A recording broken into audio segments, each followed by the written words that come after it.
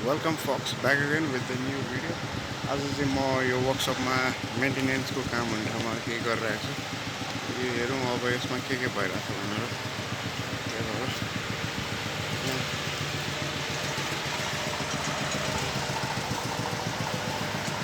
Hello भाइ, के छ हालखबर? के गर्दै हुनुहुन्छ? हो, यसमा के समस्या भयो? हजुर, यो के प्रब्लम भयो यसमा? वायरिङ भयो। वायरिङको पुरै नयाँ सेटअप गर्नुपर्छ। पर्दैन।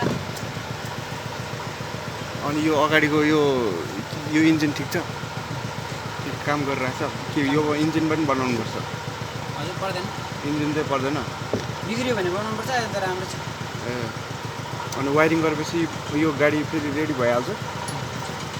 अनि यो हाइड्रोलिक पनि यसबाटै चलाउने हो? यहाँ हो, त्यसको लिभर छ छुट्टै? यसको नाम के हो?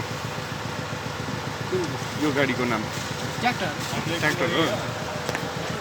हजुर, यो चलाउनेमा मेरो नि नाम आएको थियो नि पहिला हो? चाइनिजको फर्म भरेको थिएँ मैले। अँ, अनि पछि 1 हप्तासम्मै बोलाएन। पछि यता फेरि अफिसको यता राखेँ।